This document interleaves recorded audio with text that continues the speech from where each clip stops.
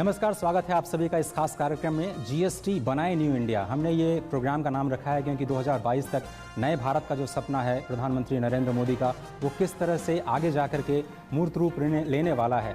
1 जुलाई से देश में आज़ादी के बाद सबसे बड़ा रिफॉर्म देश में लागू हो चुका है। GST, goods and services tax, अगर प्रधानमंत्री के शब्दों में कहें तो गुड एंड सिंपल टैक्स, उसका क्या कुछ असर पड़ेगा अर्थव्यवस्था पर, हम एक्सपर्ट्स के जरिए समझने की कोशिश करेंगे। विभिन्न सेक्टर्स पे इस पूरे टैक्स रिफॉर्म का क्या कुछ असर पड़ेगा और इसके क्या मायने हैं हमारे और आपकी ज़िंदगी में। हमारे साथ बहुत ही खास पैनल है, आपका परिचय हम उनसे कराएं। हमारे साथ रजत वाही साहब हैं जो कि सीनियर पार्टनर है डेलॉयट के, एक तरह से बिग 4 कंपनीज़ में माना जाता है, ऑडिट कंपनीज में पूरी दुनिया की। और सबसे पहले मैं उन्हीं से समझना चाहूँगा, मिस्टर वाही बहुत बहुत शुक्रिया वक्त देने के लिए। तो जीएसटी, जैसा कि हम देख रहे हैं कि गुड एंड सिंपल टैक्स, और प्रधानमंत्री ने कहा कि ये तो पूरी दिशा और दशा बदलने जा रहा है। आपके लिहाज से ये कितना बड़ा रिफॉर्म है? I think हमारे हिसाब से and the way we are perceiving it, I work in the consumer goods sector. I lead the consumer goods sector for the firm, and having seen the consumer goods sector in India for the last, I started my career with ITC many years ago in 1993 till today. There has not been a dramatic change in distribution structure in India. It's the same structure where the manufacturer will make the product. It goes through to the CNF agent, from CNF agent to distributor, from distributor to sub-distributor, wholesaler, retailer, and the chain. And this required, because of the complexity of India, size of India, every company had thousands of distributors. Most companies will have anywhere from 1,000, 2,000, 3,000 distributors to get the products in the hands of end consumers. And that was required because every state had different rules. You had to have, every state had different taxes. So the movement of products was very difficult. GST की वजह से product movement between states बहुत easy हो जाएगा। इसका ये भी result होगा कि बहुत सारी companies, consumer goods companies, FMCG companies जिनको हम बोलते हैं, वो अपने distributors over the next 1 year, 1.5 years, they will evaluate their whole distribution system. They will see how many distributors and stock points do they need. All the companies that we are working with, many of them are reducing their distributors by anywhere from half to even more, and they're saying we don't now need so many stock points all over India. We can ship products directly from our factories to the actual distributor in the market without having various stock points and CNF agents and having to worry about various state taxes. So I think it's a fundamental change. It will lead to a lot of consolidation, a lot of wastage which was there in the system because of transportation costs, logistic costs, warehousing costs. Pipeline was filled with so many extra distributors had to be there. And I'm not saying the distributors will get reduced, but the stock points and the ease of product movement will be really improved. So I think it's a fundamental change. It will have a huge impact down the line. I mean, initially, obviously, it will be difficult in terms of the implementation.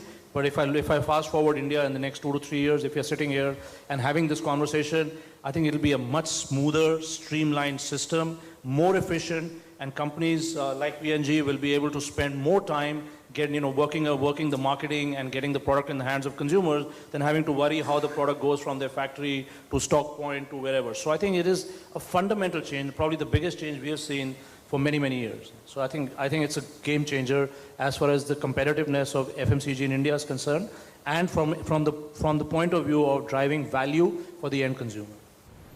चलो, तो आपने कहा कि game changer साबित होने जा रहा है अगर अर्थव्यवस्था की बात करें, खासतौर पर FMCG जो कि एक तरह से आम जनता के लिए काफ़ी इम्पोर्टेंट प्रोडक्ट लाइन कहा जा सकता है। धीरज शर्मा जी के पास चलेंगे जो कि IIM रोहतक के डायरेक्टर हैं, और हम उन्हें अर्थशास्त्री के रूप में एक तरह से जानते ही हैं, साथ ही साथ प्रोफेसर होने के साथ में समाज के अलग अलग वर्गों पर और समाज के अलग अलग क्षेत्रों पर उन्होंने काफ़ी सारी स्टडीज़ की हैं। प्रोफेसर शर्मा, अगर आपसे हम समझना चाहें इस रिफॉर्म के बारे में, आपका क्या व्यू है और किस तरह से आप इस सबसे बड़े रिफॉर्म को देखते हैं, अगर जनता के लिहाज से बात करें, देश के लिहाज से बात करें, अर्थव्यवस्था के लिहाज से बात करें? मैं अपने जवाब को 2-3 अलग हिस्सों में आपको एक बड़े साधारण तरीके से समझाने की कोशिश करता हूँ। आप अगर देखें कि एक नारियल जो है वो केरला में जो रिटेल होता है, वहाँ पर भी वो 20 या 25 रुपए का ही रिटेल होता है। जो कि फार्मर है उसे वो ₹1.25 ₹1.5 में बेच देता है। वो यहाँ अगर आप देखें तो रोहतक में भी वो 25 रुपए का ही रिटेल हो रहा है।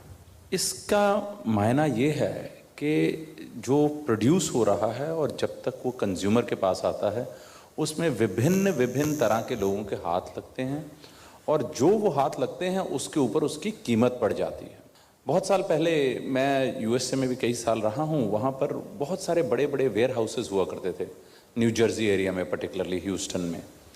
तो मेरे साथ एक अर्थशास्त्री इंडिया आए, तो उन्होंने यहाँ आकर कहा कि आपके यहाँ बड़े बड़े वेयर हाउस कहाँ हैं? तो मैंने उनको उंगली दिखाई, मैंने कहा हमारे ट्रक हैं। This is not transportation, this is storage. जब दिल्ली से गुवाहाटी जाने में 13 या 14 दिन लग जाएं तो उसको हम ट्रांसपोर्टेशन नहीं कह सकते, उसको हम वेयर हाउसिंग ही कहेंगे। वो चेंज इस बहुत बड़े, बहुत मेजर टैक्स रिविजन जिसे हम कहेंगे, इट्स ए मेजर रिफॉर्म, उसके जरिए आज हिंदुस्तान में आ गया है। आप देखें कि इनएफिशिएंसी सिस्टम में इतनी ज़्यादा थी, और ग्लोबली अगर आप हमें देखें in ease of doing business, क्योंकि हमें विदेश से भी इन्वेस्टमेंट लेना है, सबसे बड़ा क्राइटेरिया जो होता है वो हम इसको बोलते हैं, अगर इंग्लिश में देखें, सिंप्लीफाइड टैक्स रिजीम। अगर सिंप्लीफाइड टैक्स रिजीम होगा तो बाहर से कोई कंपनी भी यहाँ निवेश करना चाहती है, उसको एक महत्वपूर्ण एक हमारे सिस्टम से गुजरना पड़ता है, और वो सिस्टम से गुजरना बड़ा मुश्किल है। विद जीएसटी ये बहुत ही सिंपल हो जाएगा। उनको मालूम है एक टैक्स वन नेशन। इससे पहले वो यहां आते थे, उनको पता तो था कि वन नेशन है, but taxes were 12, 13, 14 depending on the state, depending on the district, taxes were remarkable. Now this will not only attract better investment, but from consumer standpoint, हर एक आदमी जो वैल्यू चेन का है, अगर management के terminology हम use करें, हम उसे कहते हैं डिसइंटरमीडिएशन। जो चैनल वैल्यू नहीं ऐड करेगा उस चैनल को अपना वैल्यू एडिशन की तरफ बढ़ना पड़ेगा, नहीं तो वो निकल जाएगा। जो चैनल वैल्यू ऐड करेगा वो रहेगा और प्रॉस्पर करेगा। तो अब वो ज़माना अब रहा नहीं कि जिसमें कि आप अपना एक वेयर हाउस, रिटेल, डिस्ट्रीब्यूशन आप बना के बैठ जाएं और उसके बाद अगली 3 पुश्तें बिना कोई काम किए, बिना कुछ मेहनत किए, बिना कुछ इनोवेशन किए वो चलाती जाएंगी। वो अब असंभव है। अब आपको कंट्रीब्यूशन करना पड़ेगा, इनोवेशन करना पड़ेगा, because overall GST is consumer driven. As a nation now, from a strategic stand point, अगर मैं आपको डायरेक्शन दूं from a national stand point, we were a sales driven country. हम लोग क्लास में वर्ड यूज करते हैं, सेलू हैं सारे, सब सेल करेंगे, माल बेचो, माल बेचो। Now gradually we will become a marketing driven economy, where marketing will play, consumer insights, market insights will play a very important role। Customer को क्या चाहिए उसके हिसाब से। पहले था कि हमने माल बना दिया, उसके बाद हम उसको होलसेलर, डिस्ट्रीब्यूटर, रिटेलर, सब रिटेलर, वो बेचो, जिसे हम कहते हैं सेल करेंगे। परंतु अभी better scientific techniques will come into play, more customised offerings, better offerings at a lower price can be anticipated in the near future. So GST is definitely a win for the customer, for the consumer. बहुत बहुत शुक्रिया sir इस analysis के लिए। तो जो consumers के लिए ये जीएसटी एक विन विन होने जा रहा है, क्योंकि जो पूरी वैल्यू चेन है उसमें बहुत बड़ा स्ट्रक्चरल रिफॉर्म्स जो हैं वो आगे जाते हुए देखने को मिलेंगे। और केवल हमें एक सेल्स के लिहाज से जो हमें देश समझा जाता है, शायद उससे आगे बढ़ के हमें एक मैन्युफैक्चरर होना होगा, इनोवेशन करना होगा। और जिस न्यू इंडिया की बात हम लगातार करते आ रहे हैं, शायद उसमें एक बड़े मील का पत्थर साबित होने जा रहा है, अगर 1 जुलाई की बात करें जब से ये गुड एंड सिंपल टैक्स देश में लागू हुआ है। हम अपने अगले जो एक्सपर्ट हैं उनकी तरफ बढ़ते हैं। हमारे साथ मिस सोनाली धवन जी हैं, जो कि एमडी हैं प्रॉक्टर एंड गैम्बल की। मैम बहुत बहुत शुक्रिया वक्त निकालने के लिए। और अगर हम आपसे समझना चाहें तो जिस हम न्यू इंडिया की बात करते हैं, उसमें मेक इन इंडिया जैसे बहुत बड़े कैंपेन की बात करते हैं, ये जो रिफॉर्म है एफएमसीजी खास तौर पर आप जैसी कंपनियों के लिए इसके क्या मायने हैं, और मेक इन इंडिया जैसे कैंपेन के लिए इस रिफॉर्म के क्या मायने हैं? सबसे बड़ा इसका इम्पैक्ट एक्चुअली पहले ही बात की है इन्होंने कि वो है ईज़ ऑफ डूइंग बिजनेस।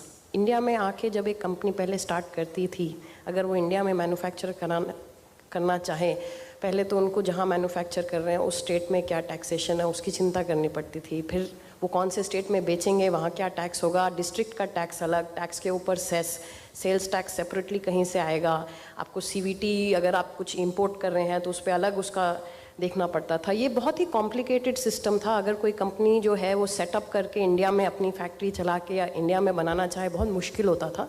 और supply chain both from raw material जो आप इंग्रेडिएंट सोर्स करेंगे इंडिया में, उसके हिसाब से उसमें बहुत वैल्यू एडिशंस में हर जगह टैक्स होता था, और फिर जहां आप प्रोडक्ट बनाने के बाद जब आप कंज्यूमर्स तक पहुंचाएंगे वो भी बहुत कॉम्प्लिकेटेड था। वो आसान हो जाता है रिलेटिवली, और उसकी वजह से जो है ज़्यादा आसानी से ज़्यादा कंपनियां सोचेंगी इंडिया में आके अपनी मैन्युफैक्चरिंग करने के बारे में। और ये जो टैक्स रिजीम है GST का, ये उसको काफ़ी हद तक सिंप्लीफाई कर देगा, ताकि कंपनीज जो है वो उसको बजाय इसके कि वो इंपोर्ट करके बेचें, वो जो कॉम्प्लेक्सिटी बोलते हैं अपना प्लांट सेटअप करने की और अपने बनाने की, वो कम हो गई है और वो करना चाहेंगे इसमें इन्वेस्ट। तो क्या मैं ये समझूं, आप ये कह रहे हैं कि इसके बाद अब मेक इन इंडिया जैसे कैंपेन्स में ज़्यादा एक तरह से इन्वेस्टमेंट आएगी, और अगर हम इन्वेस्टमेंट की बात करें तो क्या वाकई इन्वेस्टमेंट क्लाइमेट बदलेगा, जिसकी बात बार बार वित्त मंत्री और प्रधानमंत्री कह रहे हैं कि शायद अभी फिलहाल एक चीज़ जो उन्हें बार बार चुभ रही है कि निजी क्षेत्र सरकार के साथ कदम ताल नहीं मिला पा रहा है। प्रधानमंत्री ने और वित्त मंत्री ने यह भी कहा कि शायद इस वक्त सरकार एक कदम आगे नजर आ रही है निवेश के लिहाज से, निजी क्षेत्र पीछे है। ये एक बड़ी समस्या है, चाहे उसको आप बैंकिंग सिस्टम से जोड़ के देखें या फिर दूसरे स्ट्रक्चरल प्रॉब्लम से जोड़ के देखें। क्या अब कुछ बदलने वाला है मैम? बिल्कुल, निजी क्षेत्र जो है इंडिया, आप अगर देखेंगे कि वो अपने में ही एक बहुत बड़ा मार्केट है, जो लोकल इंडियन मार्केट है बहुत बड़ा है, और सबसे अच्छा कॉस्ट इफेक्टिव वे उसको सर्व करना जो है वो लॉजिकल जो है वो यहीं पे मेक इन इंडिया ही है। ना सिर्फ ये, इंडिया में जो है लेबर, और इंडिया में जो है स्किल्ड लेबर भी है, और साथ में जिनको मैं कहूँ इंटेलिजेंट लेबर भी इंडिया में बहुत है। तो इंडिया जो है वो सेंटर बन सकता है एक्सपोर्ट करने का। तो वो गवर्नमेंट का एजेंडा जो मेक इन इंडिया का है, अगर उसके बीच में कभी कुछ अड़चनें आया करती थी, वो थी regulatory framework, tax regime, complicated tax structures की। तो ये GST जो है उसको बहुत हद तक जो है एक बहुत बड़ा माइलस्टोन है वो, कि जिससे सिंप्लीफाई हो जाता है इंडिया में, ईज ऑफ बिजनेस जो है वो आसान हो जाता है। तो आई थिंक उससे बहुत फ़र्क पड़ेगा कंपनीज़ को कि वो यहाँ पे इंडिया में इन्वेस्ट करें, क्योंकि जैसा मैंने कहा मैक्रो इकोनॉमिक सिचुएशन, जो लोकल मार्केट बहुत बड़ा है, बहुत कंट्यूसिव है कि हम ना सिर्फ यहाँ बना के यहाँ बेचें, बल्कि यहाँ से दूसरे देशों में भी एक्सपोर्ट करें अपना प्रोडक्ट, और सिंप्लीफाइड टैक्स रिजीम डेफिनेटली उसमें बहुत हेल्प करेगा। बहुत बहुत शुक्रिया। तो जो सिंप्लीफाइड टैक्स रिजीम है वो शायद मेक इन इंडिया कैंपेन को, या फिर यूँ कहें कि मैन्युफैक्चरिंग को, जिसकी ज़रूरत है इस वक्त टेक ऑफ की, एक बड़े टेक ऑफ की, क्योंकि एक बहुत बड़ा हिस्सा है जो केवल सर्विसेज पर हमारी इकॉनमी को चलाता है, और अब ज़रूरत आ गई है कि शायद मैन्युफैक्चरिंग उसको एक बड़ा बूस्ट दिया जाए, क्योंकि वहीं पर जॉब क्रिएशंस होनी है। और अगर जॉब्स के लिहाज से देखा जाए तो लॉजिस्टिक्स एक ऐसा क्षेत्र है जो कि काफ़ी बड़ा पोटेंशियल रखता है आगे जाते हुए, और वो भी सर्विस सेक्टर का एक पार्ट है। हमारे साथ रमेश अग्रवाल जी हैं, बहुत ही खास मेहमान इस कार्यक्रम में, जो कि एक डिसरप्टर के तौर पर जाने जाते हैं। डिस्ट्रीब्यूशन को रीडिफाइन किया है इन्होंने देश में। बहुत बहुत शुक्रिया सर, एक बार फिर से आपका शुक्रिया वक्त निकालने के लिए। आप क्या कहेंगे इस पूरे रिफॉर्म को लेकर के, और क्या वाकई आपका सेक्टर के साथ साथ, क्योंकि आपका सेक्टर बहुत सारे सेक्टर्स के साथ जुड़ा हुआ है, क्या इम्पैक्ट देखते हैं फाइनल? GST आने से एक टैक्स रिफॉर्मेशन रेजिम हमारे सामने आया है। मैं तो कहूँगा कि न केवल ये टैक्स रिफॉर्मेशन रेजिम है, ये पूरे भारतवर्ष का बिजनेस रिफॉर्मेशन है। मतलब अभी हम आज पहला दिन है GST आने का, तो मैं तो इस पर बहुत कुछ आगे देख रहा हूँ कि व्यापार की करने की जो तरीके हैं वो सब बदल जाएंगे। वो किस तरह से बदलेंगे, मैं जब क्योंकि मैं सप्लाई चेन की आपको बात कहूँगा कि आज जैसे हम हिंदुस्तान के अंदर जो सप्लाई चेन मैनेजमेंट अपने आप के अंदर जिस तरह से आज हमारा जो लॉजिस्टिक कॉस्ट है वो 13.2% अप्रोक्सीमेटली है, 13.5% है, और विदेश के अंदर ये 8.5% है, 8.5% है। हम मतलब हमारे हिंदुस्तान के अंदर जो पूरे दिन की तनख्वाह है वह विदेश में 1 घंटे की तनख्वाह है। मतलब हम सस्ता है, और फिर मेरी लॉजिस्टिक की कॉस्ट महंगी क्यों है? क्वेश्चन ये आता है कि हम सस्ते होने के बाद भी हम महंगे क्यों हैं? क्या ऐसा रीज़न है? हमारा रीज़न जो है, आज जब हम दिल्ली से मद्रास जाते हैं तो 27% हमारा ट्रांजिट टाइम, मैं आज GST से पहले की बात कर रहा हूँ कि 27% जो टाइम है हमारा, only because of their is 2 वे, एक टोल है, एक चेक पोस्ट है। मैं टोल की बात नहीं करता, टोल और जोड़ देंगे तो 38% में पहुंच जाएंगे। मैं अकेली बात कर रहा हूँ चेक पोस्ट की। 27% चेक पोस्ट के ऊपर होते होते होते हुए हम आज मद्रास पहुंचते हैं। 27% सामान ज़्यादा लगता है। आप इन्वेंट्री की बात करें तो जो 27% एक्स्ट्रा टाइम लगेगा तो उतना ही सामान की डॉक्टर अपने प्रोफेसर साहब ने बताया कि ट्रकों को हमने गोदाम बना दिया तो 27% का गोदाम बनेगा। आप ऐसे लगता है कि जैसे कि हम दिल्ली से मद्रास जाते हैं तो पूरे कितने कंट्रियों के बीच में जाते हैं। एक का फार्म 15, एक का फार्म 32, एक का फार्म 37, एक का 100 और क्लरिकल मिस्टेक यदि किसी ने गलती से डॉट कोमा नहीं भरा फार्म के अंदर गलती से, तो वो क्या बोलते हैं कि मेरे को शक की दृष्टि से ये लगा प्राइम फेसिया कि टैक्स की चोरी हो रही थी, क्यों न आपके ट्रक को डिटेन कर दिया जाए। अब वो प्रोडक्शन वाले वहाँ पर नारियल लेकर बैठे हुए हैं उस फैक्ट्री में कि ये सामान आएगा, ये इंफ्रास्ट्रक्चर आएगा, इसके कारण हम वहाँ पर प्रोडक्शन करेंगे या फैक्ट्री का शुरुआत करेंगे। वो मध्य प्रदेश के एक छोटे से इंस्पेक्टर ने गाड़ी को रोक के खड़ा हुआ है। वो फ़ोन करता है, साहब ये तो नहीं आ सकता, कोर्ट से छूटेगा। वो बोला ठीक है जी, हमारा ये उद्घाटन तो खत्म, अब बिना मशीन उद्घाटन कर लो। कितनी बार मेरी लाइफ के अंदर उनकी मशीनें मेरे पास पड़ी है, उद्घाटन करने के लिए दुनिया बुला रखी है, वो उद्घाटन का वैसे बिना मशीन हो जाता है।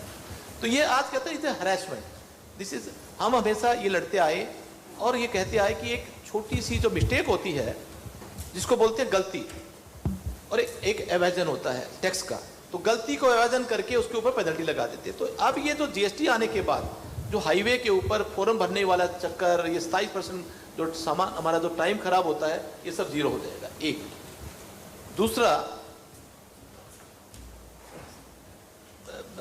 मैडम पीएनजी में है, इनको और भी बेटर एक्सपीरियंस है क्योंकि इनकी मार्केटिंग की कॉस्ट सब निर्भर करती है सप्लाई चेन के ऊपर। कोई भी चीज़ सेल करते हैं तो सप्लाई चेन में एक बहुत बड़ी कॉस्ट है।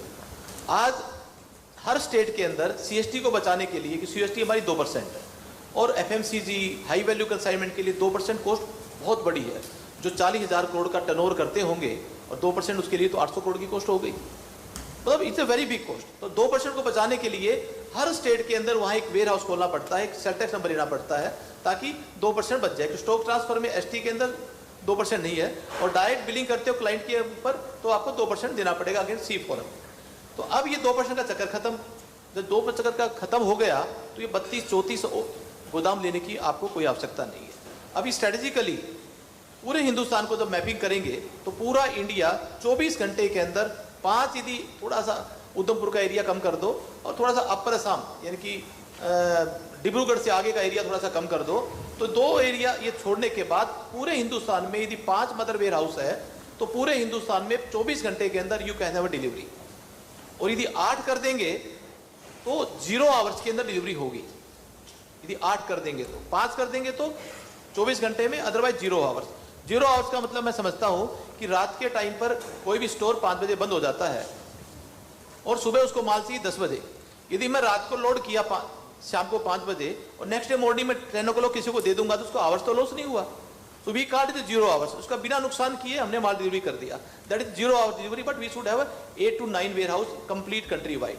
और 24 घंटे के अंदर क्योंकि हमारे रोड जो हो गए वो ऐसे घी भर के रोड हो गए, जो गाड़ियां हमारी 290 किलोमीटर पर डे चलती थी, now we are running 550 kilometres per day, 550 kilometres. सब तो थोड़ा सा एरिया हमारा बिहार का, उत्तर प्रदेश का छोड़ दो, ये भी जीएसटी आने के बाद, क्योंकि वहाँ हर जिले के अंदर एक एक कलेक्टर होता है, गाड़ी को रोकते हैं, आधा घंटा उससे वो करते हैं, तो उस बोल के वो हमारे हर जिले के अंदर, वहाँ स्टेट का मतलब नहीं है, हर जिले का एक एक आदमी वहाँ का मालिक होता है, उसके बिना मजबूरी से हम क्रॉस नहीं कर सकते।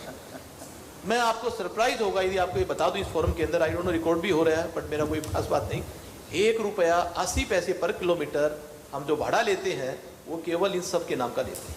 वो ₹1.80 किलो, ये सब सर्कुलर आज मध्य प्रदेश का भी पास हो गया है, महाराष्ट्र का भी आ गया, असम का भी आया नहीं है कि वहाँ पर ये रोकेंगे नहीं। आज से लॉसी कॉस्ट ₹1.80 पर किलोमीटर कम हो गया। ये तोहफा माननीय मोदी जी ने हम सब कंज्यूमर को दिया है, ₹1.80 पर किलोमीटर। हम 24 रुपए पर किलोमीटर लेते हैं भाड़ा। आप लगा लो कि ₹1.80 तो ये हो गया। अब मेरा 27% टाइम कम होगा, मैं उसकी भी कैलकुलेशन करूंगा 5 दिन के बाद, वो भी मैं जनता को पास करूंगा। पूरे देश के अंदर जैसे एक ट्रक भर लिया आपने हैदराबाद से कलकत्ता, आपके पास पूरा माल नहीं है, कुछ माल आपके पास भुवनेश्वर का, उड़ीसा का है और आधा माल कलकत्ता का है। अब हमारा साइंस क्या बनते हैं भाई, आधा भुवनेश्वर डाल दो और आधे कलकत्ता डाल दो, क्योंकि दोनों का भाड़ा बढ़ जाएगा। पर आज के सिस्टम के अंदर आप कलकत्ता का माल भुवनेश्वर से क्रॉस तो कर सकते हो, पर वहां भुवनेश्वर का माल उतारते हुए कलकत्ता नहीं जा सकते। ये बैन है हमारे पास। As on today in the supply chain we cannot make a two delivery. तो मेरा आधा ही ट्रक कलकत्ता का जाएगा, भुवनेश्वर का मैं नहीं डाल सकता। उसके साथ जो कंसोलिडेशन करना चाहिए मैं नहीं कर सकता। शुक्लागंज हमारा सबसे बड़ा सीमेंट सेंटर होता था हिंदुस्तान में आज से 30 साल पहले, वो ऐसे उजड़ा रात के बाद, क्यों अपना 32 नंबर फॉर्म यूपी ने लगाने के बाद, क्योंकि आप उत्तर प्रदेश में किसी दूसरी स्टेट का माल नहीं डाल सकते। कोई हमारा ये पाकिस्तान है क्या, नहीं डाल सकते हैं। तो वो जो नहीं डालने की वो कॉस्ट है हमारी, वो बहुत महंगी पड़ती है। अल्टीमेटली किसको सहन करनी पड़ती है, मेरे कंज्यूमर को सहन करनी पड़ती है, जनता को सहन करनी पड़ती है। तो ये सारी कॉस्ट कब होगी। और अब कहते हैं ना कि कल रात को का सीन, मतलब यदि आप टीवी वालों ने देखा होगा, बम्बे में 1972 के बाद एक ऐसा जश्न था जैसे कितनी बड़ी दिवाली मनाई जा रही है, क्योंकि 1972 के बाद ओक्ट्राई चेक पोस्ट खत्म हो गई। ओक्ट्राई जहां लोगों ने भ्रष्टाचार के अड्डे बनाए हुए थे, लूट थी, लोगों को पैसा छीना करते थे ओक्ट्राई के नाम पर। कल रात के 11:59 के बाद ट्रक ऐसे निकल रहे थे जैसे कि पाकिस्तान जब अंग्रेज भारत में गए थे ना और दिवाली मनाई थी, ऐसा कल हमारे लोगों ने मनाया। हमारे के व्यापारियों ने मनाया। कल से रात की ओक्ट्राई खत्म हुई और उसके बाद सैकड़ों ट्रक तो ओक्ट्राई के चक्कर में पहले से खड़े हो गए। बोला जी 11:59 के बाद ही निकलेंगे, 2 दिन लेट होने तो कोई बात नहीं। तो ऐसा माहौल हुआ। तो जीएसटी आज एक इतना रिफॉर्मेशन है। और लोस्टी कंपनियों के लिए तो मोदी जी ने सोचा कि भाई आप बहुत दिनों से कमजोर हो और कमाई कम हो रही है, ऐसा तोहफा दे दिया कि ना हमारी सारी बैलेंस शीट मैं समझता हूँ कि बहुत बढ़िया हो जाएगी। और हमारी एक छोटी सी तकलीफ थी लोस्टी के अंदर, तो कितनी बढ़िया वो लोग सोचते हैं कि हमने कहा कि 2 ट्रक 3 ट्रक 4-5 ट्रक, हमारे 90% प्लेयर्स हैं, वो एक किताब कंप्लायंसेस नहीं कर पाएंगे, वो किताबें नहीं बना पाएंगे, उनके पास इतना खर्चा भी नहीं है सीए के पास जाकर इतनी रिटर्न भरे। तो बोला जी फिर ये कैसे करेंगे, मतलब कर भी नहीं सकते। सेकंड, अपना जीएसटी के क्या मतलब है कि नो मोर टैक्स, मतलब एक टैक्स लगेगा, सिंगल पॉइंट टैक्स। 2 टैक्स तो लगते नहीं। जब मेरा कंसाइनी जो माल बनाता है वो एक जगह टैक्स देता है, ये नीचे टैक्स देंगे लेंगे, फिर आपस में इनपुट लेते रहेंगे, और आप फिर क्यों इनके ऊपर लगाते हैं। तो उन्होंने कि भाई अच्छा इनपुट से कोई नुकसान नहीं है, तो साहब विश्वास नहीं करो, 90% जो ट्रकर्स हैं, ट्रांसपोर्टर है छोटे, 20 लाख का मतलब नहीं है, 90% ट्रकर्स और ट्रांसपोर्टर, उन्होंने को कहा कि आपको रजिस्ट्रेशन कराने की जरूरत ही नहीं है, आप सामान ढो मस्ती से, न कंप्लायंसेस न रजिस्ट्रेशन, जैसे चल रहा है वैसे चलेगा, तो इससे बढ़िया चलेगा। तो मतलब एक अंडरस्टैंडिंग है उनको जब हम कोई कहते हैं कि भाई ये चीज ऐसे होनी चाहिए, इससे ये लाभ होगा। आप सुबह गए तो शाम के अंदर जीएसटी काउंसिल उसको चेंज कर देती है, एक्सेप्ट कर लेती है, जनता के मुताबिक करती है। तो ये तो बहुत बड़ा रिफॉर्मेशन आ गया। अब हिंदुस्तान के अंदर जो लोग आते थे व्यापार करने के लिए, ये पूछते थे, मतलब पूछते क्या थी, डिलोइट जैसी कंपनियां मतलब उनको एडवाइस करती थी, करना भी पड़ता था कि उसको ये नहीं मालूम कि पांडिचेरी में क्या है, उसका रूल क्या है, गुजरात का रूल क्या है, वहाँ कौन सा फॉर्म लगेगा, केरला का उसका तो लगता है जैसे कि आप पता नहीं कौन से देश को क्रॉस कर रहे हैं। 2-2 दिन तक मायावर को एक चेक पोस्ट है वहाँ की, वहाँ पर गाड़ी रोकते थे, एक माल उतारते थे, चेक करते थे, फिर गाड़ी में लोड करते थे।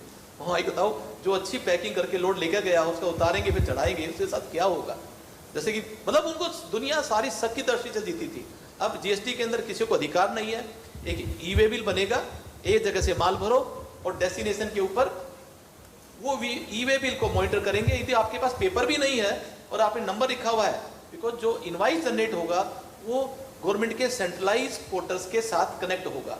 एक बार इनवाइस हो गया तो वो जो व्यापारी है वो इनवाइस को फाड़ नहीं सकता। अब तो क्या होता, फाड़ देता है, फिर उस इनवाइस का फिर दूसरा बना दिया, फिर तीसरा बना दिया। अब सेंट्रल गवर्नमेंट के इनवाइस से जब उसको सिंक कर दिया गया, same invoice will be there, उसका बन गया तो माल निकल गया। सर इस पे मेरा एक सवाल है, क्योंकि आपने बहुत इंपॉर्टेंट मुद्दा उठाया है ई वे बिल का, और बहुत सारे लोग सवाल ये कर रहे हैं कि जो ई वे बिल बना है उसकी वजह से शायद इंस्पेक्टर राज वापस आएगा और जिसके पास वो बिल नहीं होगा वो वापस उसी लाइन में खड़ा दिखाई देगा जहाँ वो पहले नाके पे खड़ा होता था। प्लीज़ अगर इसमें कुछ कन्फ्यूजन है तो दूर। ई वे बिल जिस कंपनी ने जो कंसाइनर माल देगा वहाँ वो जनरेट होगा। वो जनरेट होना इसलिए ज़रूरी है क्योंकि हमारी मानसिकता हिंदुस्तान में, मैं जिस ट्रेड से काम करता हूँ मेरे को मालूम है, हमारी मानसिकता क्या आज भी ये है कि आई डोंट से कि जो बड़े बड़े कारपोरेट है वो करते हैं, बट कुछ लोग ऐसे कर देते हैं कि उससे एक इनवाइस से 2 बार माल निकाल लेते हैं।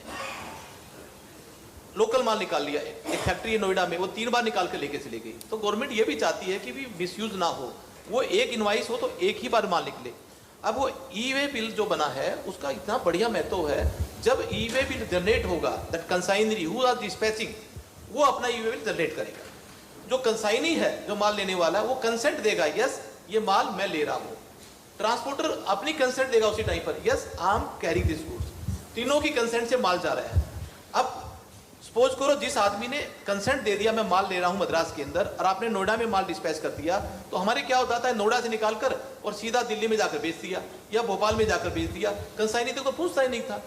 अब कंसाइनी की बुक्स में ट्रांजिट टाइम लिख दिया 15 दिन।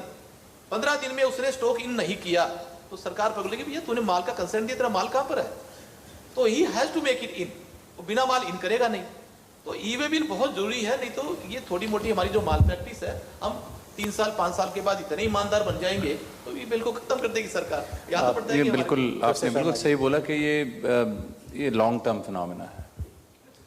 It's a great initiative. पहले तो आई थिंक मैं दर्शकों ये बता दूं कि अग्रवाल जी तो जीएसटी काउंसिल में भी मेंबर रहे हैं, तो इनकी नॉलेज तो ऑब्वियसली सबसे ज़्यादा होगी ही, पर ये एक लॉन्ग टर्म पर्सपेक्टिव है। इन द शॉर्ट टर्म सरकार को एक बहुत इंपॉर्टेंट 3 चीज़ें, बड़ी महत्वपूर्ण चीज़ें हैं जिनके ऊपर ध्यान देना पड़ेगा। 1, जीएसटी अवेयरनेस। एक जो कॉमन रिटेलर है, एक कॉमन छोटा आदमी है, उसमें ना एक सेंस ऑफ एम्बिग्विटी जिसे कहते हैं, उसको अभी लग रहा है पता नहीं क्या होगा। उसका निवारण करने के लिए एक अवेयरनेस कैंपेन, अभी देखिए सरकार ने अमिताभ बच्चन जी को एक अवेयरनेस कैंपेन, ब्रांड एम्बेसडर बनाया है। मेरे ख्याल से ये कंटिन्यूड रहना पड़ेगा for a reasonably long duration, क्योंकि ये एक अवेयरनेस जो है ये बहुत बहुत बहुत इंपॉर्टेंट। दूसरा, ये ई वे बिल जो है ये बड़ा इंपॉर्टेंट इनोवेशन है, परंतु इसके लिए भारत सरकार को देखना पड़ेगा, जो वॉल्यूम ऑफ बिजनेस हमारा जो है ना वो बहुत ह्यूमंगस है, उसके लिए right IT support is very very important. क्यों? बॉटलनेक ना बन जाए। अभी मैं आपको सिंपल उदाहरण उसका दे देता हूँ। GFR 17 आया है, उसमें अभी बहुत सारी ऑर्गेनाइजेशंस में ये कह दिया गया है कि आप प्राइवेट कॉन्ट्रैक्टर्स जो हैं, आप टेंडरिंग, इट इज़ बेटर कि आप CPWD को यूज़ करें।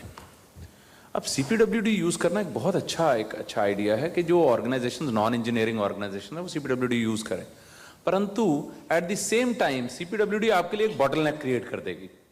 एक organisation single place for filtering, आगे उन्होंने टेंडरिंग, ई टेंडरिंग उन्होंने करनी है, बट वो बॉटलनेक हो गया। ई वे बिल एक मेजर इनोवेशन है, but at the same time if you do not support it with the right technology and support system, ये बॉटलनेक ना बन जाए। और मुझे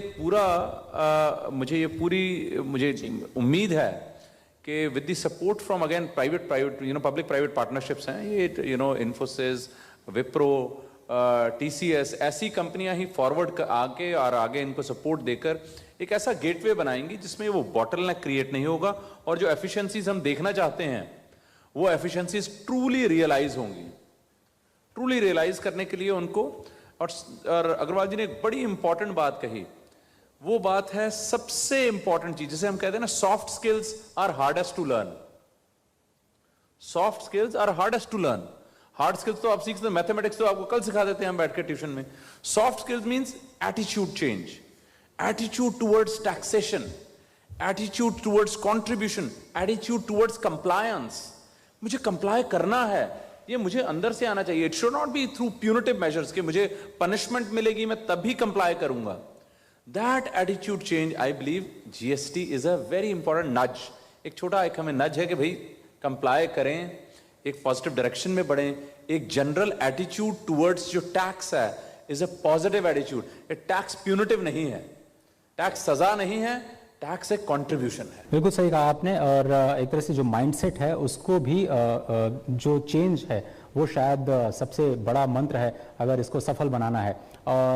मिस्टर वाही, कल प्रेसिडेंट ने भी ये कहा कि अगर इसे सफल बनाना है आगे जाते हुए रजत जी, तो इसमें कॉन्टिन्यूस इम्प्रूवमेंट करना होगा और चेंजेस करने होंगे। चैलेंजेस की बात आपने की, कौन कौन से बड़े चैलेंजेस हैं और कौन कौन से इम्प्रूवमेंट आगे जाते हुए, कौन कौन सी फ्लेक्सिबिलिटीज आगे जाते हुए काउंसिल को दिखानी होंगी, जिसका जिक्र अभी रमेश अग्रवाल जी ने किया? आई थिंक काफ़ी चीज़ें तो पैनलिस्ट ने ऑलरेडी बोल दिए हैं। वन इज के continuous the technology will have to be upgraded continuously, because obviously this is a huge change. We should not assume that it will go totally smoothly. The most important thing, as even my panelists were saying, is the government is very open to listening. जो feedback मिल रहा है वो उसको on board लेके they are trying to make changes. It will be difficult. I think this quarter will be very hard for FMCG companies as they cope with the change. Not because the companies are not ready, but a lot of their distributors, retailers are still ambiguous how to handle it. They are not registered. So I think on that basis, those are the areas. Second, I think, is continuous education. And I'm a firm believer that, human beings are the same everywhere. Whether it's in India or England or wherever, people will only behave based on how you reward and punish them. If they see significant savings, if they see significant, savings for their businesses, like you are talking about savings for you, it will force you to comply. It will also compel you, why should I not comply? Everybody wants to be compliant. Second is, for people who don't comply after everything, punitive action will have to be taken, because that's the only way the system works. So both the things are important. And I think lastly, I think for me, what is very, very critical in this is that the consumer in the end is going to start seeing the benefit. Consumer will start demanding in these shops and on their retail establishments. I think the demonetization was the first step, which led to a lot of people using, cards and all kinds of e-wallets, etc. I think this will also drive the next level of, change from the consumer side. If the consumer comes and asks the shopkeeper, give me the receipt, why are all these taxes on it, why am I seeing this, it will create a behavior change. Even the restaurants, the other businesses will comply. So I think those for me are the 2-3 big things जहाँ पर बहुत change, जिसके लिए हमें ज़रूरत है कि we all make the effort to bring that around. छोटा सा ब्रेक लेते हैं। ब्रेक के बाद हम वापस आएंगे तो समझने की कोशिश करेंगे कि वाकई जिस कच्चे और पक्के अर्थव्यवस्था की बात वित्त मंत्री और प्रधानमंत्री दोनों ने ही अपने संबोधन में की, वाकई क्या उसमें कुछ परिवर्तन आएगा और हम आगे जाते हुए एक अर्थव्यवस्था के तौर पर कितना क्वालिटी प्रोडक्ट्स बना पाएंगे अपने लिए और पूरी दुनिया के लिए। कहीं मत जाइए, देखते रहिए खास कार्यक्रम GST बनाए न्यू इंडिया।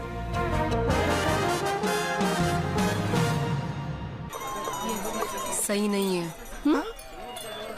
ये अभी भी खुले में शौच गलत है। हाँ?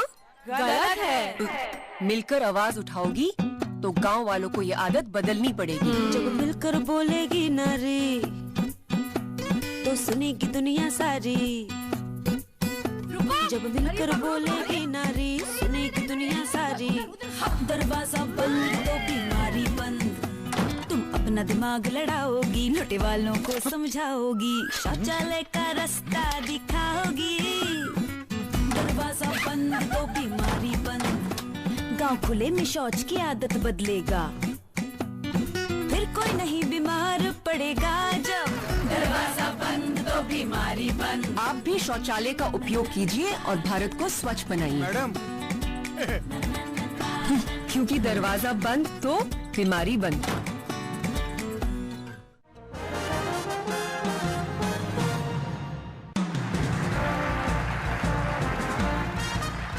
स्वागत है आप सभी का। आप देख रहे हैं हमारा खास कार्यक्रम GST बनाए न्यू इंडिया और इस वक्त हम IIM रोहतक में हैं। बहुत ही खास पैनल हमारे साथ है और GST का देश की अर्थव्यवस्था पर, लोगों पर, कंज्यूमर पर, जनता पर क्या कुछ प्रभाव पड़ेगा उस पर हम चर्चा कर रहे हैं।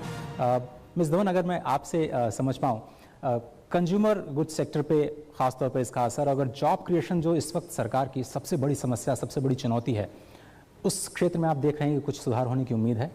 बेसिकली अगर आप कंज्यूमर गुड्स इंडस्ट्री पे देखें तो सबसे बड़ा प्रभाव इसका जो पड़ेगा, जो एक्चुअली अग्रवाल जी ने भी समझाया है, कि कंपनी के लिए वो कॉस्ट ऑफ डूइंग बिजनेस जो है वो कम हो गया है, खासकर जो सप्लाई कॉस्ट कम हो गया है। और कंपनीज काफ़ी केसेस में जो हैं, जो GST रेट हैं वो देमसेल्व्स जो है वो फेवरेबल हैं, खासकर जो कंज्यूमर्स के रोज़मर्रा की जैसे खाद्य पदार्थ वगैरह है, उन पे एक्चुअली GST रेट जो है वो कम हो गए हैं।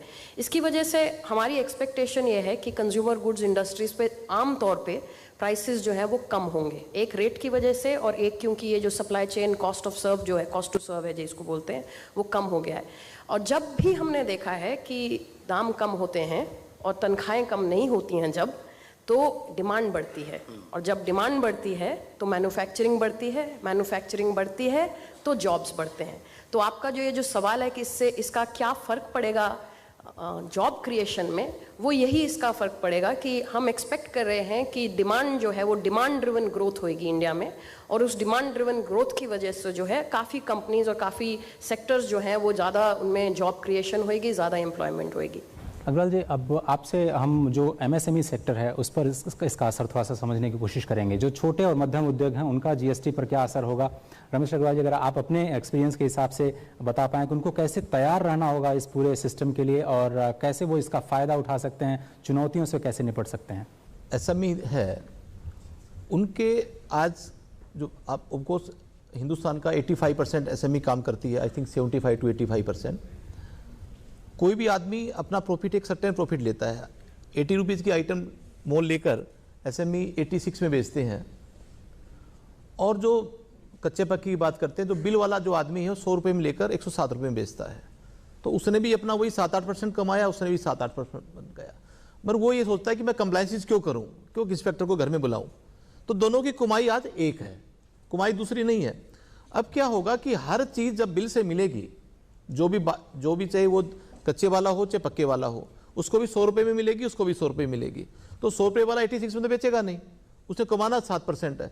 तो हर आदमी को जब बिल से, क्योंकि मटेरियल कोई निकल नहीं पाएगा, जो अब जो जिस तरह का जो सिस्टम बनाया है अंडर GST, हर चीज़ आपकी बिल्कुल बाकायदा गवर्नमेंट के रिकॉर्ड के हिसाब से, और इनवाइसिंग जो बनेगी वो ऐसे बनेगी कि वो निकाल ही नहीं सकता। तो निकाल नहीं सकता तो वो 2 नंबर की मार्केट में जो आया करती आइटम वो सारी ऑलमोस्ट जीरो हो जाएगी, ड्रेन आउट हो जाएगा। जो पड़ा हुआ है वो 15-20 दिन महीने में खत्म हो जाएगा। तो हर आदमी को टैक्स लगाकर ही बेचना पड़ेगा। जो अनहेल्दी कंपटीशन था आपस में, कच्चे वाले पक्के वाला, वो GST के बाद जीरो हो गया। तो SME वाले क्या थे कि बोला जी मैं 100 रुपये की आइटम 106 में बेचूंगा, और दूसरा 2 नंबर वाला 80 की 85 में बेच रहा, तो मेरा क्यों लेगा? वो उसका बेचारे का दर्द भी सही था। तो बोला मैं कैसे मैं जीऊंगा? तो उनका दर्द इस GST के बाद, मैं मेरे एक्सपीरियंस से और आपके चैनल के माध्यम से ये बोल रहा हूँ कि उनको 80 रुपीज़ का सामान ही नहीं मिलेगा तो 86 में कैसे बेचेंगे? वो उनको भी 100 में मिलेगा। तो SME सब अनहेल्दी डिस्कशन, अनहेल्दी कंपटीशन हमारा खत्म हो जाएगा। दूसरा,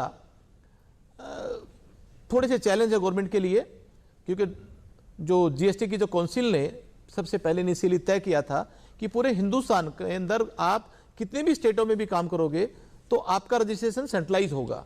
बट कुछ रीजन आ गए, स्टेटों ने नहीं माना, कहा कि जी हमारी नंबरदारी खत्म हो जाएगी, हम किस तरह से कि लोगों के पास, हमारे को तो लोग नमस्ते करना भी बंद कर देंगे, तो आपको सेंटर वालों को ही करेंगे। तो धीरे धीरे कहते उन्होंने माना नहीं, अल्टीमेटली क्या है, ठीक है एक बारी आप भी रजिस्टर कर दो। जो मल्टीपल रजिस्टर्ड है पूरे हिंदुस्तान के अंदर, एक आदमी 2 स्टेट या 3 स्टेट में ज्यादा काम करेगा, he has to registered in every state. It is very painful, क्योंकि उतनी रिटर्न भरनी पड़ेगी।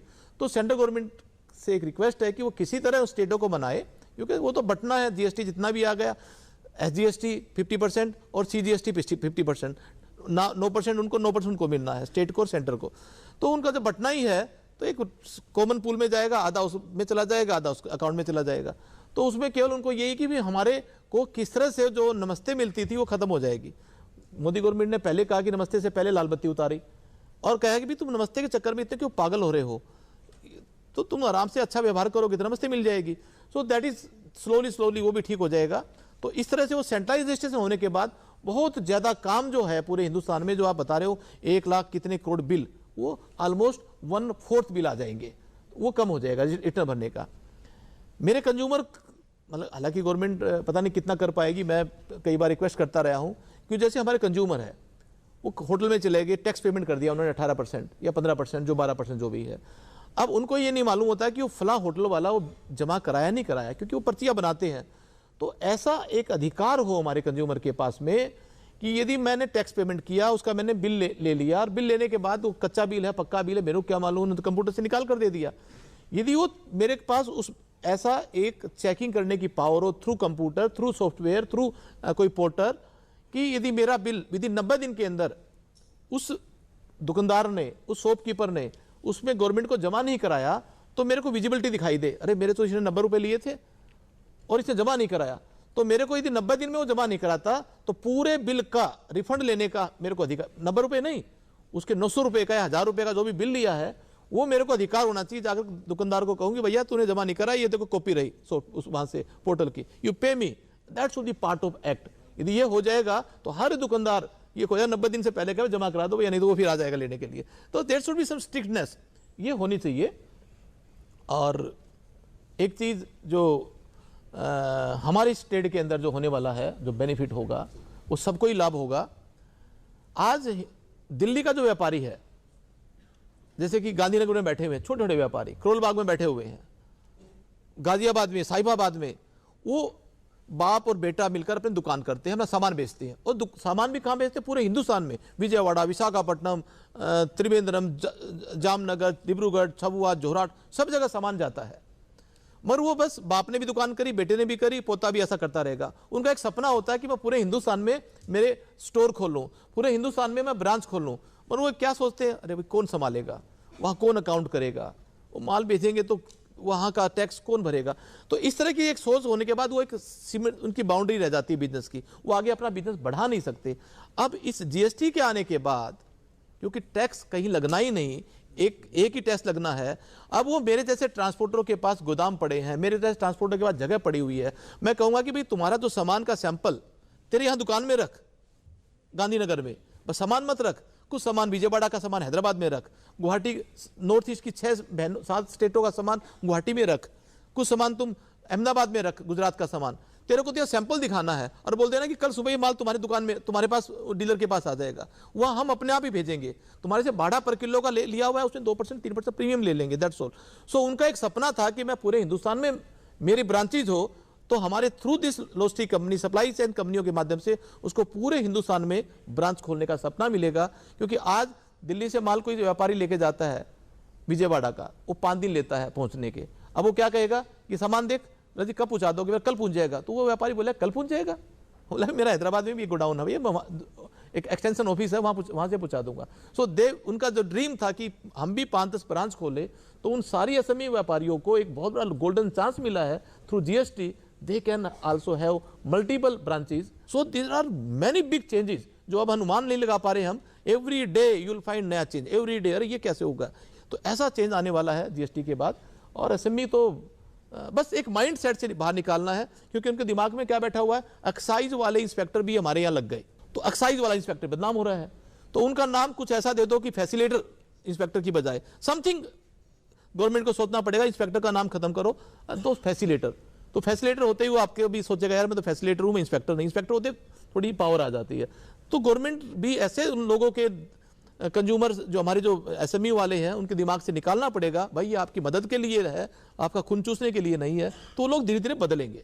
That message. तो चलिए आपके एनालिसिस से मुझे ये समझ में आया कि जो एमएसएमई सेक्टर है, एक तरह से जो वेस्टेज होगी वो कम होगा और उसमें एक्सपेंशन होगा और उनको और भी अपनी जो ब्रांचेज हैं उनको बढ़ाने का, विस्तार करने का मौका मिलेगा और जाहिर तौर पर इससे जॉब्स के नए अवसर भी पैदा होंगे। एक छोटा सा ब्रेक लेते हैं, ब्रेक के बाद में वापस आएंगे। हमारा अंतिम सेगमेंट सीधे चलेंगे IIM रोहतक के उन ब्राइट स्टूडेंट्स के पास जो अपनी एक नई शुरुआत भी करने जा रहे हैं और जीएसटी पर कुछ खास सवाल लेकर के आए हैं हमारे पैनलिस्ट के लिए। तो कहीं मत जाइए, देखते रहिए ये खास कार्यक्रम।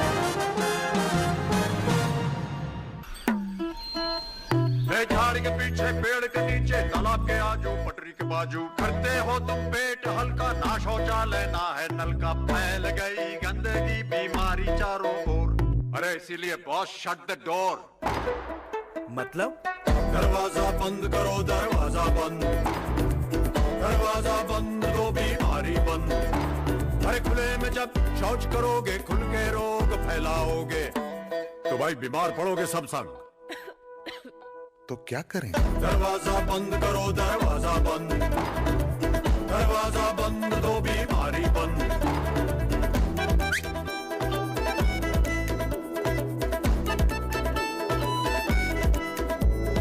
बात समझ में आई तो ही लाओ अपनी मुंडी, शौच करना है तो बंद करो भाई कुंडी। शौचालय का उपयोग कीजिए और भारत को स्वच्छ बनाइए। मैं एक मनोचिकित्सक हूँ। मेरे पास ऐसे कई लोगों को लाया जाता है जो नशीले पदार्थों का सेवन या शराब पीने की आदत की वजह से अपना जीवन बर्बाद कर रहे हैं। मैं उनसे कहता हूँ कि इच्छा शक्ति पैदा करो और नशे को छोड़ दो। माता पिता अपने बच्चों को समय दें, अध्यापक बच्चों को समस्याओं का सामना करना भी सिखाएं। नशा करता है जीवन का नाश, आइए बनाएं नशा मुक्त समाज। सी से सिटी हो या डी से डिफेंस, सारे देश का इंजन हम ही तो चलाते हैं। HP Lubricants, A to Z आपके काम आते हैं। अरे सुन तो।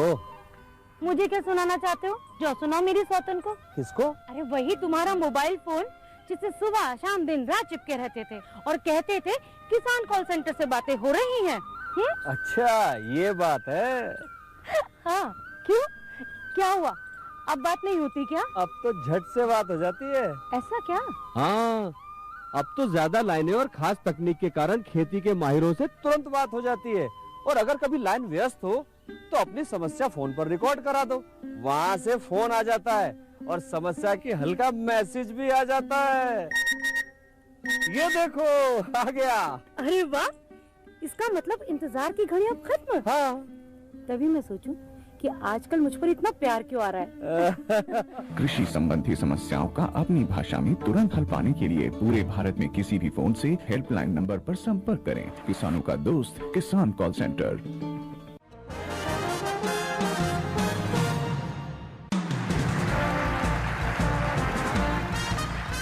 My name is Dhanesh Chandra. I wanted to know why petroleum product, alcohol and some parts in real estates and electricity has been kept out of GST.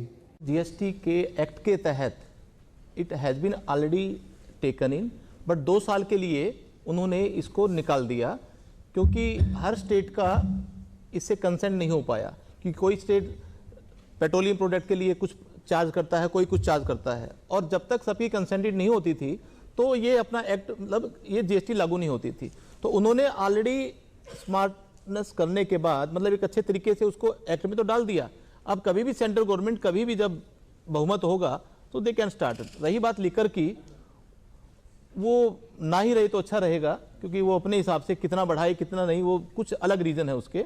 तो other GST में आने के बाद फिर उसको फिर बढ़ाना और कम करना बड़ा मुश्किल हो जाता है। तो देखते कि भी तो वो अलग मार्केट है।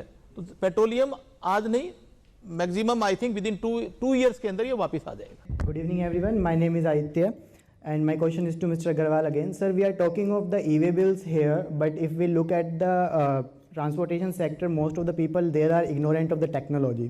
So what do you think, how much time is it going to take for them to comply with this technological use to consent? And we also have some drivers who buy a single truck taking loan etc. How are we supposing that they will be able to consent that they are supposed to give when there is a consignment? So what do you think how it is going to go? आपको ये समझना पड़ेगा हमारी supply chain के अंदर there is one GTO, goods transport operator, जो ट्रकों के मालिक होते हैं, वो गाड़ी सप्लाई करते हैं GTA को, गुड्स ट्रांसपोर्ट एजेंसी।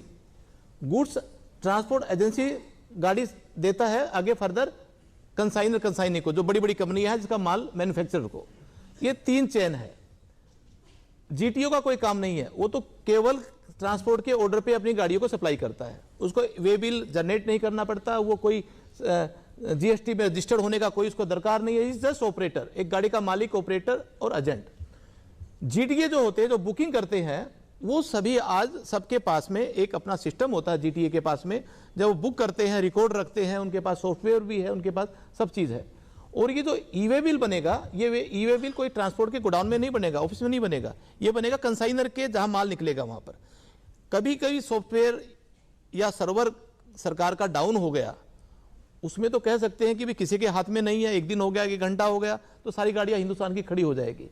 अदरवाइज वहां से ई-वे बिल बन गया, बनने के बाद जब ये कहीं भी किधर भी चलता रहेगा तो ई-वे बिल को रास्ते में कोई बनाने की जरूरत नहीं होती। हाँ, उसमें एक चीज है कि ई-वे बिल की एक टाइमिंग है कि per day I think 100 kilometre के ऊपर 1 दिन, 200 किलोमीटर के ऊपर 2 दिन, उसके बाद 500 किलोमीटर के ऊपर 5 दिन। यदि वो 5 दिन 500 किलोमीटर क्रॉस नहीं कर पाया और 6 दिन हो गए, तो गवर्नमेंट ने क्या कहा है कि भी आपके 5 दिन में जगह क्रॉस कर जानी चाहिए थी और 6 दिन हो गए, तो वहां पर वो ई वे बिल ऑटोमेटिकली सस्पेंड हो जाता है और फिर ट्रांसपोर्टरों के खुद ही पोर्टल पे जाकर जो रजिस्टर्ड है वहां अपना करेक्ट कर सकता है। ये थोड़ी सी एक ट्रेनिंग की जरूरत है और इसीलिए सरकार ने कहा है कि 2 महीने तक आप यदि नहीं कुछ कर पा रहे तो हम आपको ज्यादा परेशान नहीं करेंगे। हालांकि ई वे बिल तो अभी चालू नहीं किया, 2-3 महीने बाद चालू करेंगे, तो ये एक ट्रेनिंग की जरूरत है। तो ई वे बिल कोई ऐसी कुछ भी नहीं है जो कोई डरावने वाली है या कोई टेक्नोलॉजी ज्यादा जरूरत है। सिंपल चीज, सिंगल ट्रक को तो एग्जम्प्टेड है, उनको तो करना ही नहीं है। They are GTO, they are operator, उनको तो ट्रांसपोर्टर को गाड़ी सप्लाई करनी है।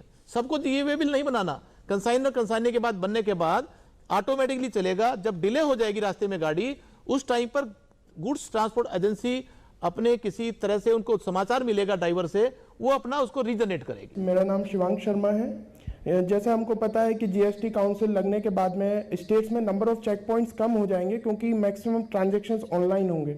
तो इससे हो सकता है कि ओवर टाइम इलीगल ट्रैफिकिंग बढ़ सकती है, क्योंकि जो इलीगल ट्रैफिकर हैं अभी उनमें एक साइकोलॉजिकल फियर होता है कि बहुत सारे स्टेट्स हैं जहां पे उनकी चेकिंग हो सकती है। तो इसके बारे में आपका क्या विचार है? इसके 2 पार्ट हैं क्वेश्चन के। पहला तो कि ये चेक पोस्ट कम हो जाएंगे, खत्म हो जाएंगे। Random checks will always be there. Mobile check post जो हैं वो तो खत्म नहीं होंगे। यू सी, मैं फिर से उसी बात पे आऊँगा जो ब्रॉडर पर्सपेक्टिव है। सरकार का रोल है to facilitate, to govern, it's governance not ruling.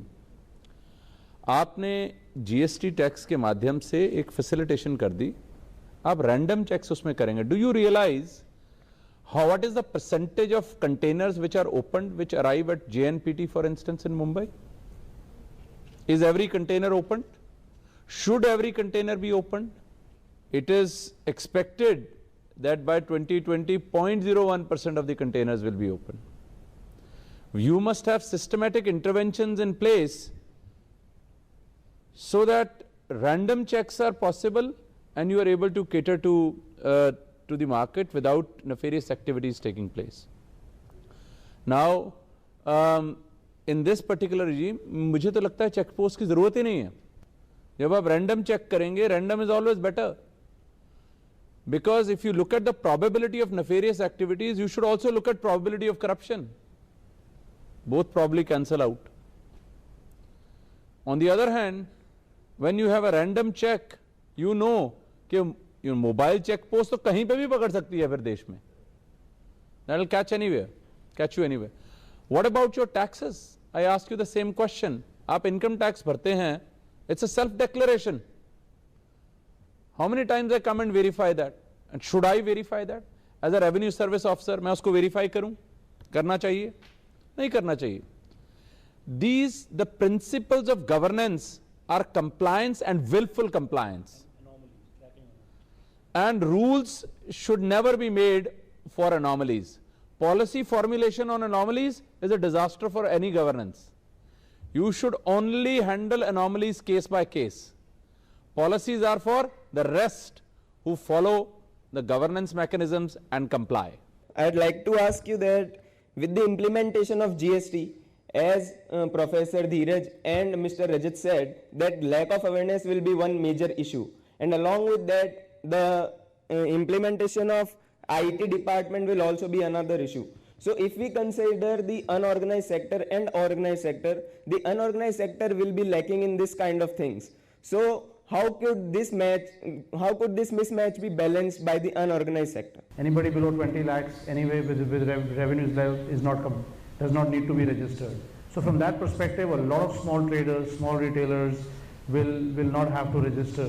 But I think like what we have seen with e-wallet, and with so many new technological payment gateways which are coming up, all the smallest shops, the smallest Pan Bidi store that we were working with, or the smallest store, they were all they all became very quickly adept at taking money on e-wallet during the demonetization phase, and many of them continue to use that. So I think we should not underestimate the adaptability of small traders.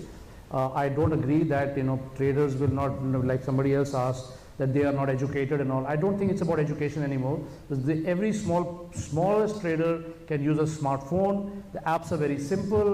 they're able to, they're able to download all the apps, all the pictures, all the videos. So I think a lot of this technology has really enabled education to become very simple. And we should not assume that just because somebody is not, sitting in a college or school like yours, and they will not be able to use the apps. I mean, it is unbelievable how much apps were used during the demonetization phase, where people started to use, e-wallets, etc. So I think there is going to be there will be some challenges, but a lot of the small traders will be exempt, and the ones who are not exempt, my sense is they will learn very quickly. सभी panelist का बहुत बहुत शुक्रिया। Miss Sonali Dhawan, आपका बहुत बहुत शुक्रिया। Professor धीरज शर्मा जी, आपने वक्त निकाला और अब सब कुछ आपके ही एक तरह से सहयोग से बहुत बहुत शुक्रिया। रमेश अग्रवाल जी, इतना बढ़िया एनालिसिस आपने एमएसएमई सेक्टर और ट्रांसपोर्टेशन सेक्टर, लॉजिस्टिक्स को लेकर के दिया, आपका शुक्रिया। और रजत जी, आपने एक पूरा एक तरह से ग्लोबल व्यू और एक एक्सपर्ट का व्यू आपके जरिए मिला, बहुत बहुत शुक्रिया आप तीनों पैनलिस्ट। और सबसे ज़्यादा शुक्रिया आप सभी लोगों का जिन्होंने इतनी धैर्य के साथ, इतनी सारी कमियों के बावजूद भी इस प्रोग्राम को एक तरह से अप्रिशिएट किया। और आप सभी लोगों का फिलहाल बहुत बहुत शुक्रिया। जोरदार तालियां आपकी अपने लिए, क्योंकि आप एक नई शुरुआत करने जा रहे हैं। फिलहाल इस कार्यक्रम में सिर्फ इतना ही। जीएसटी बनाए न्यू इंडिया, इस खास कार्यक्रम में मुझे दीजिए इजाज़त। नमस्कार।